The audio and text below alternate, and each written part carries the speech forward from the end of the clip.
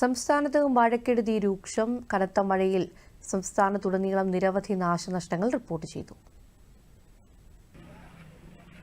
തിരുവനന്തപുരത്ത് ശക്തമായ കാറ്റും മഴയും തുടരുകയാണ്.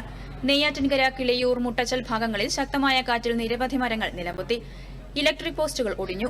കിളിയൂരിൽ മരം വീണ ഓട്ടോറിക്ഷ തകർന്നു. നെടുമങ്ങാട് വെമ്പായം റൂട്ടിൽ മേലെ തേക്കടയ്ക്ക് സമീപം മരം വീണ ഗതാഗതം തടസ്സപ്പെട്ടു. കനത്ത മഴയിൽ വീണ മരങ്ങൾ മുറിച്ചു നിൽക്കുന്ന നടപടികൾ ദ്രുതഗതിയിൽ പുരോഗമിക്കുകയാണ്.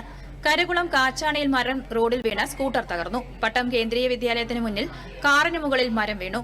കുടപ്പനക്കുന്ന്, പേരൂർക്കട, കവടിയാർ, ഉദയ് പാലസ് പ്രദേശങ്ങളിൽ മരങ്ങൾ കടപുഴകി. ഫയർഫോഴ്സ് സംഘം സ്ഥലത്തെത്തിയാണ് മരങ്ങൾ മുറിച്ചുമാറ്റിയത്.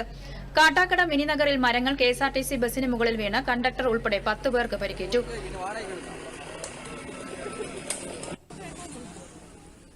കൊല്ലം തങ്കശ്ശേരിയിൽ റോഡിന് കുറുകെ ഇലക്ട്രിക് പോസ്റ്റുകൾ മറിഞ്ഞു.